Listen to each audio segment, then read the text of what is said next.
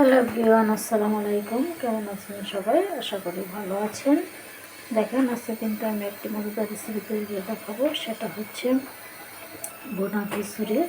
তো বোনা খিচুড়ি কিন্তু আমি চাউল আর ডাউল একসাথে করে আদা সব মশলা দিয়ে মরিচের ফাঁকি দিয়ে নেয়, হলুদের ফাঁকি, ধনিয়ার ফাঁকি, আর এই যে কাঁচামরিচ দিয়েছি।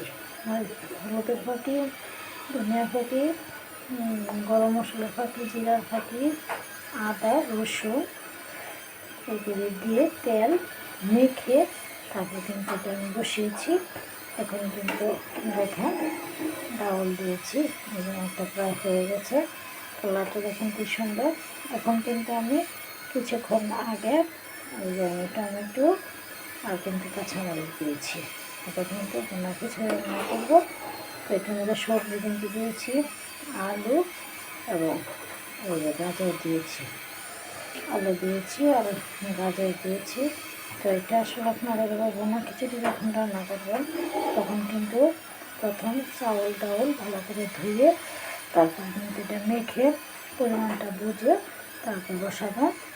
এরপর কিছুক্ষণ পর কিন্তু এই টমেটো আর কাঁচামরিচ দিয়ে দেবেন। কারণ বাচ্চারা যদি খায় তাহলে কাঁচামরিচটা কিন্তু টুকরো করা যাবে না, আর আগে দেওয়া যাবে না, পরে দিতে হবে। আর এখানে একটা কথা হচ্ছে যে আমি কিন্তু চাউল ডাউল একসাথে দিয়েছি এই কারণে যে আমি কিন্তু একটু মানে কী বলে এটাকে লেথা রাখবো। লেথা মানে একটু কী বলে, একটা খিচুড়ি কিন্তু না, খিচুড়ি দুই ধরনের, একটা হচ্ছে শুকনো, একটা হচ্ছে লেথা। তারপরে এইটা মানে যেটা লেথা এই খিচুড়িটা রান্না করবো। দেখেন এখানে কিন্তু আপনারা যদি আরও মনে করেন আরও অনেক উপকরণ দিতে পারবেন,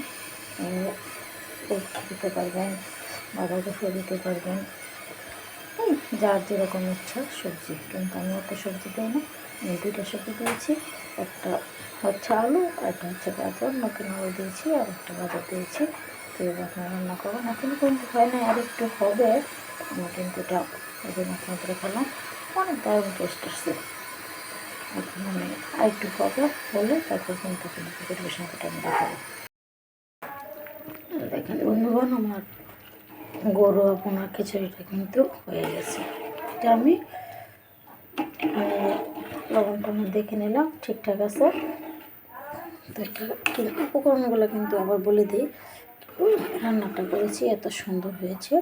এটা হচ্ছে প্রথম কী করলাম, আমি চাউল আর ডাউল একসাথে ভালো করে ধুয়ে নিলাম।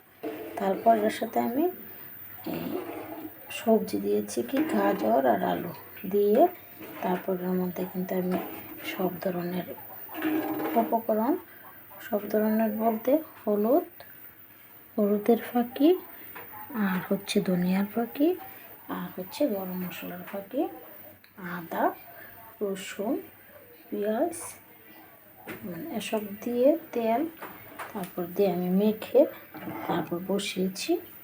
বসিয়ে যখন এটা কিছুক্ষণ মানে ফুটে উঠেছে তখন ওটার মধ্যে দিয়েছি হচ্ছে কাঁচামরিচ আর টমেটো, শেষ মুহূর্তে দিয়েছি ধনিয়া পাতা।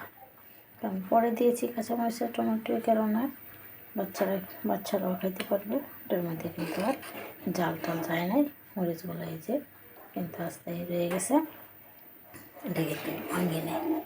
তো আপনার বাবা কিন্তু গরু বোনা খিচুড়ি রান্না করবেন, এটা কিন্তু অনেক টেস্ট। আমি আজকে আমার ছেলের জন্য রান্না করেছি, মাংস রান্না করবো। আর এই বোনা খিচুড়ি এটা হচ্ছে পছন্দের, সকালবেলা রান্না করলাম। তো এটাই বাবা আপনারা রান্না করবেন এবং খাবেন, এবং কী পরিমাণ টেস্ট হয়েছে সেটা আমাকেও কমেন্ট করে জানাবেন। তো সবাই ভালো থাকবেন, ধন্যবাদ। আবারও বলে দিই, বোনা খিচুড়িটা কিন্তু চাউল আর ডাউল দিয়ে রান্না করলে অনেক টেস্ট হয়। তো আপনারা ডাউল একসাথে অ্যাড করে সবজি দিয়ে রান্না করবেন। এইভাবে আমি যেভাবে রান্না করে দেখাই দিয়েছি সেভাবে ঠিক। তো সবাইকে ধন্যবাদ, আল্লাহ হাফেজ, সবাই ভালো থাকবেন।